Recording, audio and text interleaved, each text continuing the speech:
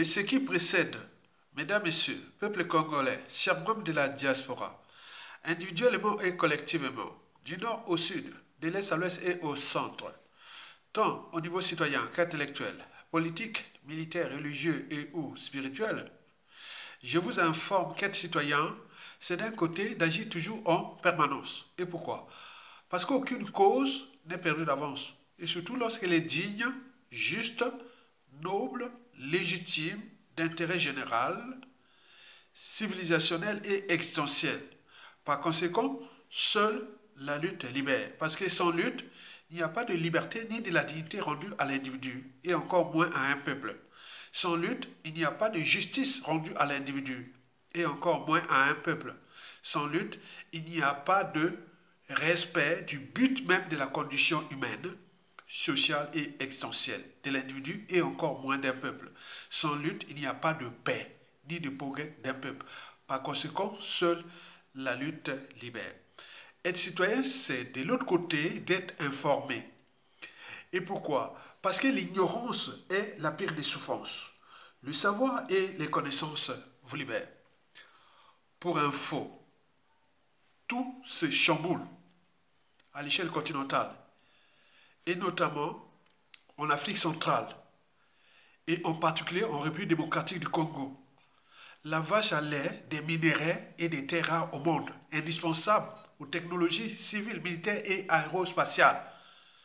Et donc, ce qui se chamboule là-bas va bouleverser tous les équilibres politiques, géopolitiques entre l'Occident collectif et le Sud global, entre la France-Afrique et l'Afrique, etc., etc.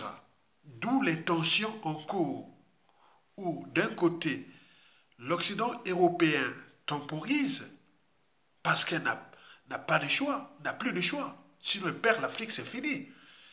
Et de l'autre côté, les USA de Donald Trump qui s'énervent. Donc, on sait bien qu'il y a quelque chose qui se passe, qui se déroule en Afrique centrale, qui risque de tout balancer, les équilibres globaux, géopolitiques globaux à l'échelle planétaire. Puisque c'est en Afrique où ces puissances occidentales et certains pays émergents venaient se servir en matière première. Or, si et seulement si la République démocratique du Congo s'éveille, il est certain que tout ça va se chambouler. Ce sera les décollages économiques, militaires, et etc. d'Afrique centrale. Et donc, nous sommes en train de vivre quelque chose de nouveau, d'où l'intérêt de mobiliser les citoyens à la différence des sujets indigènes et esclaves qui se soumettent à l'ordre injuste. Quant aux citoyens, il a les droits et devoirs de désobéir, c'est-à-dire pour arracher sa liberté, et ou de résister, c'est-à-dire défendre sa dignité des citoyens et ou de peuple.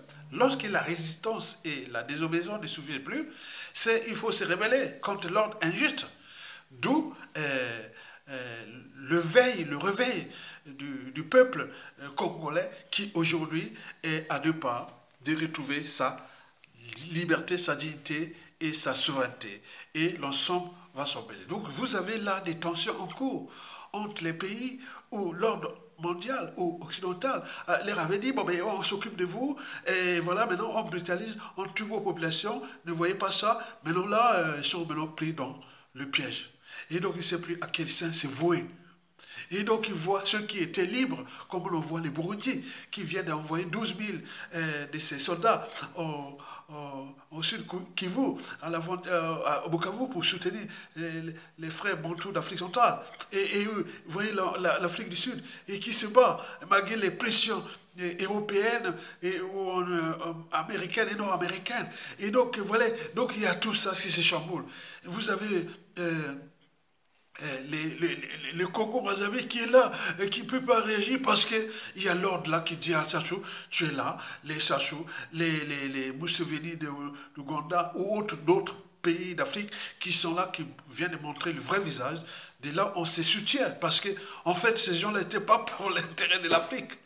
Mais comment cela se fait-il qu'ils sont en train de piétiner vos compatriotes africains, et vous, vous êtes là, que voilà tranquille. Non, si on piétine vos compatriotes africains, combien de fois vous, lorsque la coupe sera pleine, on va vous rejeter, on va vous jeter comme des Kleenex, comme les papiers toilettes. Papier toilette. Ça, on le connaît depuis les Mobutu, Diaby Dada, les Bokassa et tout compagnie. Et donc, l'Afrique s'éveille, la vraie Afrique s'éveille. D'où l'intérêt pour les cerveaux, la matière grise, d'accompagner les peuples dans cette dynamique. Et c'est pour cela que, d'un point de vue déjà citoyen, et puis intellectuel, politique et existentiel, puisque d'un point de vue existentiel, les Bantous sont menacés par l'ordre mondial parce que les Bantous ont eu la chance d'avoir des terres bénies par Dieu. Donc les Bantous sont là, sont en danger. Donc les Bantous doivent se confédérer, se solidariser et attaquer les ennemis de l'intérieur et l'extérieur et arracher notre liberté et dignité. Les Bantous sont attaqués. Donc d'où l'intérêt de motiver tout le monde que nous allons tout droit pour le futur. Puisque l'avenir ou le futur, c'est justement le passé et le présent qu'on ignore. Ce que nous faisons ici, le travail, le devoir de veille va certainement payer dans l'espace et le temps. On voit les grandes nations, les grandes puissances naissent comme ça. Ce n'est pas la culture intellectuelle qui éveille les consciences. On engendre la culture citoyenne. Et celle-ci se déroule sur la culture sociale et la souveraineté n'est pas loin. Donc, accompagnons ceux et celles qui ont pris les risques de nous défendre, nous, peuple congolais, nous, Bantous, Afrique. Voilà. Et désinguant, traquant, il faut les exposer, tous ces mauvais, trop mauvais pour être utiles aux intérêts de l'Afrique. Et trop mauvais pour être aux enjeux de respectabilité interraciale à l'échelle continentale. Donc ces mauvais-là qui sont parmi nous dans les médias réseaux sociaux qui jouent ce jour-là, alors que l'Afrique, le Congo est attaqué. L'Afrique est en train d'attaquer.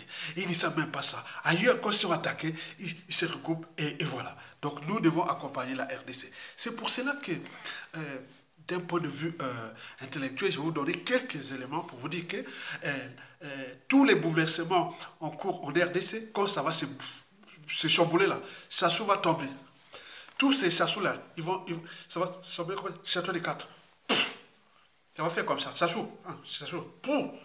Parce que vous avez tout compris. Parce que là, le Congo, RDC est attaqué, le Congo Brazzaville est là. Donc vous imaginez. Non. Vous savez, dans la vie, lorsqu'on a tout gagné ou perdu, il faut toujours avoir à l'esprit comment défendre et protéger à la fois la raison, l'esprit critique, la liberté, la dignité, la conscience, la morale, l'éthique qui va avec le droit et la morale. Ce qui fait chez nous Kimutu, Boboto. Donc soyez des hommes et des femmes libres. Et c'est maintenant. Donc nous devons aller dans cette dynamique-là. C'est pour cela que, brièvement, je vais vous donner pourquoi Sassou est cuit. Et sa chute ou sa fuite est inéluctable. Sassou Nguesso est cuit. Je vais vous donner ça en 4 points, vite fait. Mais quoique, il a encore 2 avantages par rapport à la situation, au contexte, et 3 inconvénients. Commençons déjà les désavantages. Les désavantages que ce soit, parce que depuis 2015, et jusqu'à nos jours, il a fait les hold-up électoraux, il a tué les gens, il a traîné les Congolais dans la boue, tout ça. Bon, les Congolais ne se réveillent pas. Donc peut-être pour lui, quoique ça, c'est un avantage. Et deuxième avantage, c'est que, bon, il faut se dire que il a l'ordre mondial qui le protège parce que ce qui se passe en RDC, il devient le pilier de l'ordre mondial là pour aller attaquer la RDC. Donc lui, c'est ça qu'il va le protéger. Ça, c'est des avantages. Et quels sont les 3 inconvénients? Les 3 inconvénients que je vous en parle de Sassou Nguesso, les 3 inconvénients sont les suivants. Il y a déjà dans son clan est déjà divisé. Parce qu'ils ont fait la lecture de la chute des dictateurs et de tout ce qui se chamboule. Il est certain que le peuple est le dernier mot, les derniers jugements. Donc il y a au sein des clans, déjà divisé pour les problèmes déjà des élections et puis de la transmission du contexte actuel. Donc la coupe est pleine là-bas. Donc nous on sait comment on est en train de désinguer le système de l'intérieur. Le deuxième inconvénient de Sassou Nguesso, c'est le dérèglement politique et militaire dans le nord et dans la Kivette. Or, les dispositifs militaires de Sassou Nguesso est dans le nord et dans la Kivette, dans ma région. Et donc, on le sait bien avec les cas où on ça, le général Mokoko et tout ce qu'il a tué, même au sein de son clan au bas, il n'est plus là, il n'est pas, les Koudjou et tout compagnie. Donc, à un moment donné, il faut stopper ça. Donc, ça va arriver à tout instant. Et le troisième inconvénient, c'est que depuis le coup d'État, il a cessé de tuer les 2 tiers de la population qui sont des sudistes de Congo, avec K. Et donc, il est 2 tiers à l'étranger. 2 tiers de la diaspora à l'étranger sont des Congos. 2 tiers des victimes de Sassou Nguesso sont des Congos. Les Congos de Brazzaville, on s'est remis Congo de Brazzaville à Pointe-Noire. Donc là, il ne peut pas. Il a ça, il a cette loi de karma, il a ses contentieux historiques, il a tout ça. Vous savez qu'on ne peut pas gérer la psychanalyse des uns des autres. Hein, parce que historiquement, ce qui est arrivé à la France pendant la Seconde Guerre mondiale, qu'il aurait pensé que Adolf Hitler allait attaquer la France 22 ans après la fin de la Première Guerre mondiale, puisque la France avait humilié l'Allemagne lors des conférences des nations, des sociétés des nations et de compagnie. On en a vu les exemples par-ci par-là. Donc, d'où l'intérêt de temporiser les choses. Parce que la presse Sassou Nguesso, on ne sait pas la psychanalyse de celui ou celle qui sera la tête des services secrets ou du président de la République et tous ceux qui vont diriger le Congo après Sassou Nguesso, puisque toute dictature a duré de vie limitée. Donc Sassou est à l'affaire, comme Inasuka, à Sambwe, à Okenda. Donc Bissou toujours Salamakamu, surtout à Kwea. Mais on sait bien comment ça va se passer. Et donc nous on vous donne les outils de réflexion. Donc d'un point de vue des 3 points là, les trois points des inconvénients qui sont là, c'est que Sassou ne sait plus à quel sens se vouer déjà à l'échelle nationale.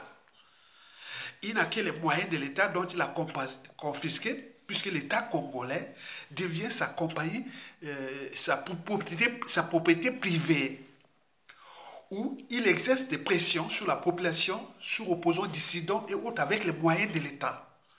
Tu prends un outil, tu menaces tout le monde. Ok, cet outil appartient à tout le monde. Donc, bon. Il joue aussi de la France-Afrique comme sa compagnie d'assurance. Jusqu'à combien de temps encore? Au moment où la France, à travers son cheval de Troie, la France-Afrique est désormais grillée et aux abois et tout ce qui se chamboule. Donc Sassou est quelque part exposé, il va être exposé grave. Voilà pour l'essentiel des inconvénients et voilà. Donc nous allons maintenant travailler les 4 points que je vous en parlais pour lesquels Sassou Nguesso est cuit. Ces jours sont comptés.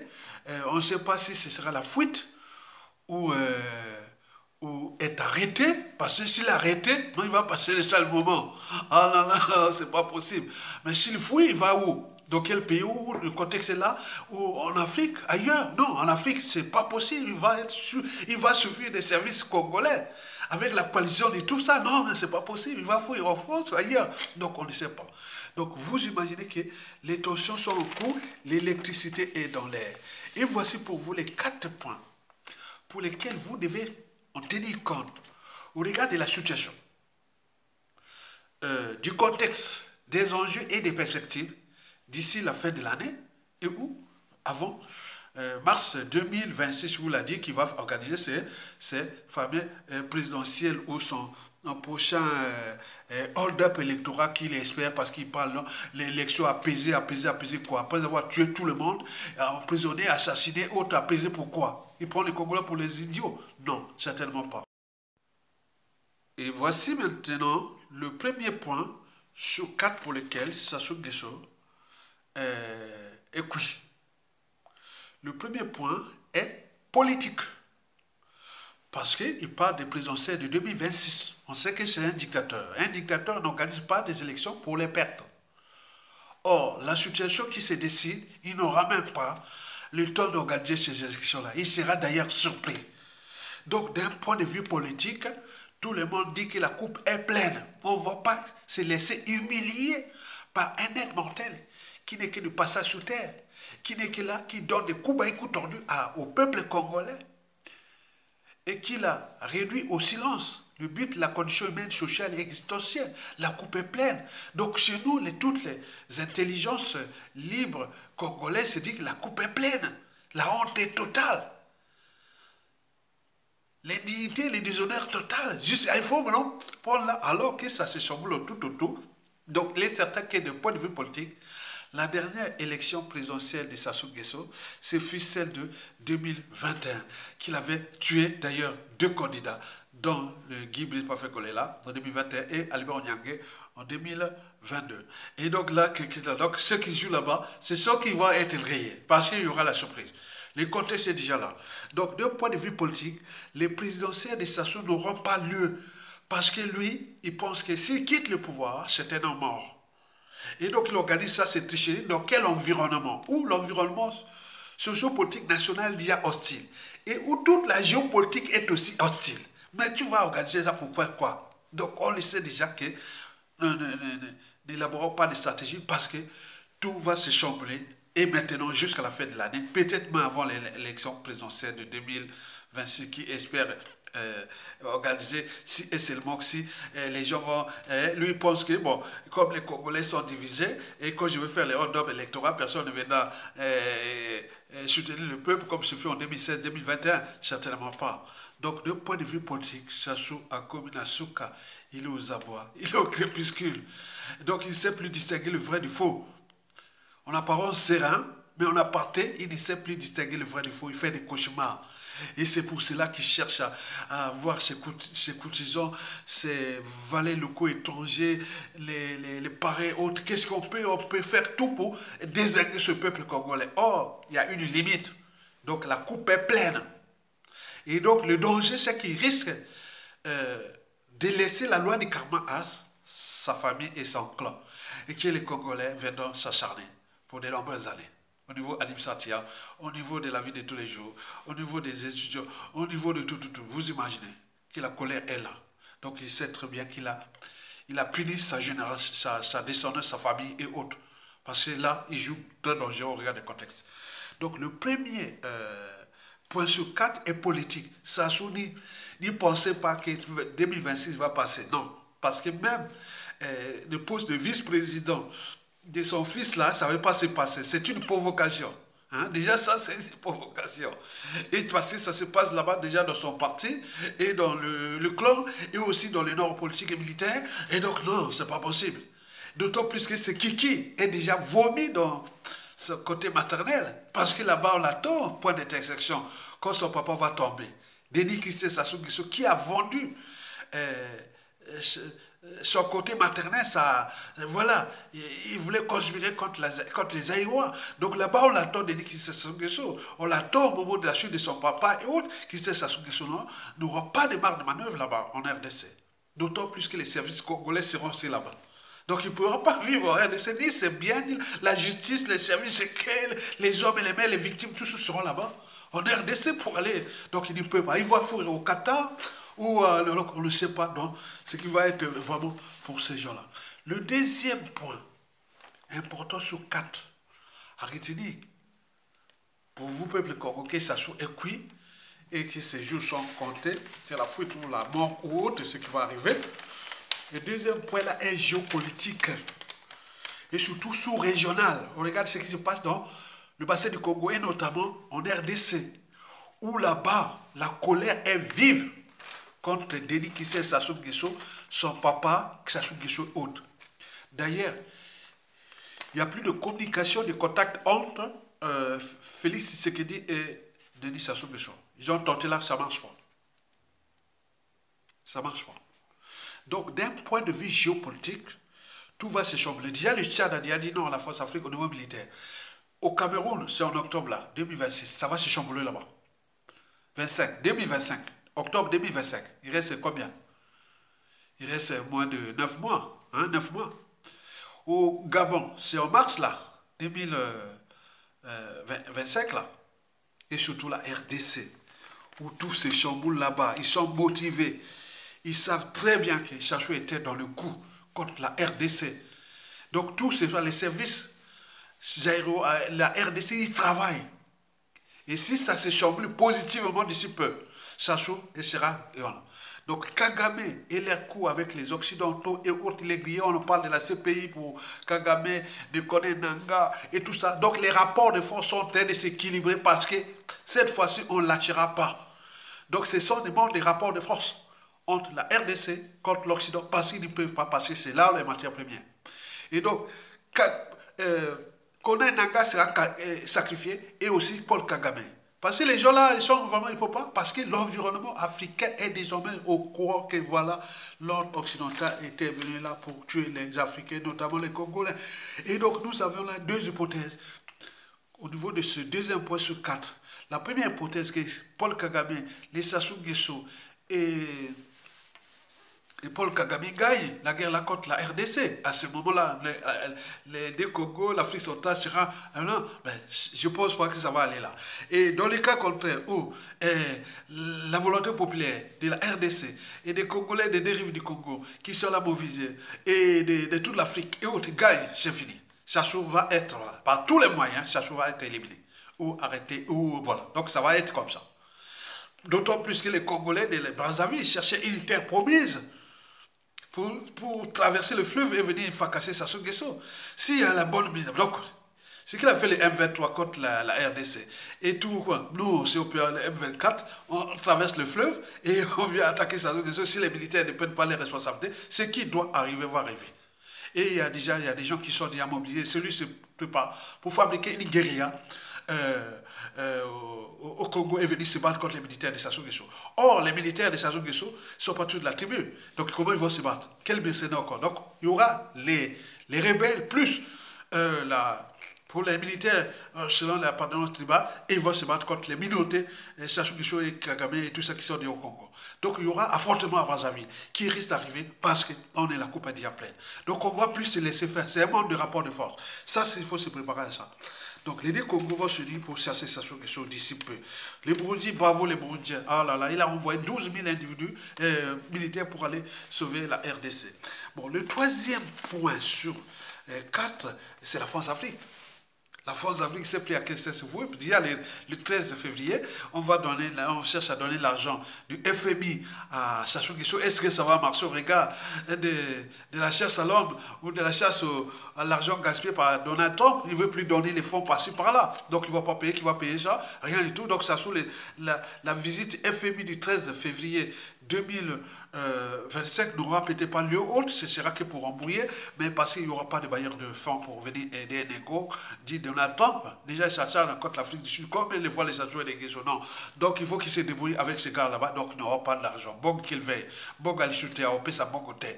Donc, vous allez se débrouiller avec la France-Afrique qui est déjà aussi en faillite, et donc vous voyez déjà ça. Donc, Sassou est convoqué fin février ici en France. Donc, on ne sait pas qu'est-ce qu'ils vont se dire. Est-ce que c'est pour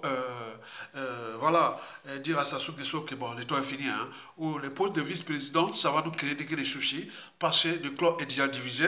Il y a des règlements politiques et militaires dans le nord et dans la cuvette. Ayat Doga le dit, il est de ta région. On va dire, Emmanuel Macron, la Sud-Africaine, lisait et dit qu'il ils vont dire Ayat Doga est de chez toi, là. Hein, de ta région. Il connaît qu'il te dit qu'il y a des règlements politiques et militaires dans le nord et dans votre région. Ayat Doga aussi de toi. Qu'est-ce que tu fais? Dis-nous, qu'est-ce qu'on fait? Tu vas jouer encore aux élections, au vice-président et autres, jusqu'à aller mettre le feu à ça. Et c'est nous qui allons perdre. C'est pas toi, hein. Toi, tu dois là. C'est nous, la France, Afrique, on va perdre gros Congo, Brazzaville. Donc, on ne va pas. Les terrains est miné. Et donc, on nous a déjà signalé ça. Regardez bien ce qui se passe aussi dans le sud du Congo, où vous avez cherché de tuer.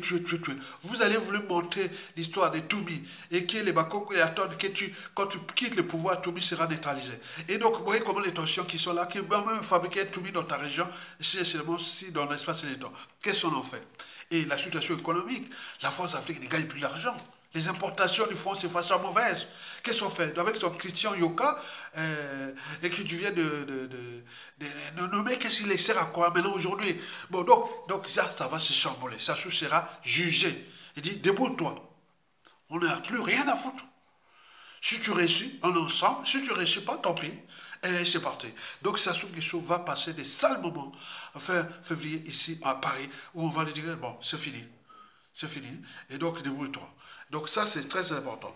Et d'où les colporteurs de la conservation du pouvoir ou des privilèges, ils ont dit, on veut une transition apaisée, on veut ceci. Non, n'écoutez pas ces gens-là. Tant qu'on ne libère pas les prisonniers politiques, tant que Sassou Nguesso ne dégage pas, il n'y a pas de transition, ni de tout apaisé ou tout compagnie, c'est leur monde. Nous, c'est les prisonniers politiques libérés et Sassou dégage. Et après, on se débrouille entre nous parce qu'on a des projets. Et je viens de dire, oh, l'opposition n'a même pas de projet autre. Non, les projets de la presse Sassou, c'est ensemble. On a eu au Front National. On a fait des trucs ensemble. On a bien marché. Donc, quand les gens se réunissent ensemble, ils peuvent faire sortir quelque chose de bien. Donc ça ne sert à rien de faire des projets aujourd'hui. Chacun garde son projet, au moment revenu, il appliquera s'il il a un pouvoir ou dans le pouvoir collectif.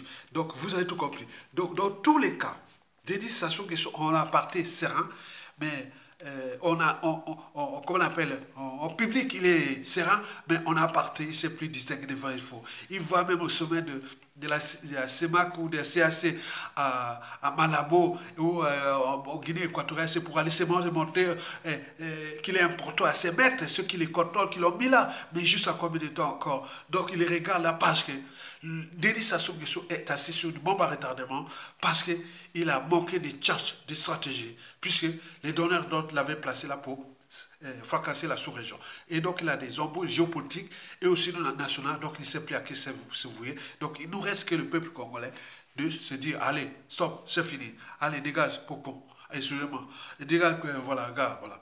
Le quatrième et le dernier point, c'est géopolitique, géostratégique, au regard du rouleau compresseur de Donald Trump. Il a supprimé toutes les aides mondiales. Mais il demande même à Ukraine de payer l'argent de l'aide militaire. Il a coupé plein de trucs comme ça. Mais combien de fois les Sassou, les Nguesso et tout ça. Donc l'Union européenne va être divisée et la Grande-Bretagne est renforcée puisque c'est un allié éternel. C'est ce que veut Donald Trump. Mais on compte l'Afrique du Sud. Ah oui, le nouveau secrétaire d'État américain n'y va même pas parce que les tensions sont en cours. Donc en réalité, il y a de l'électricité dans l'air en Afrique centrale et qui va emballer, envoyer dans la cathode tous ces mauvais qui étaient placés là pour là. Donc nous, Sassou va tomber. La victoire est proche, d'où l'intérêt de se fédérer, de s'unir avec les gens qui ont la même mission que nous. Sassou dégage sans condition. Merci.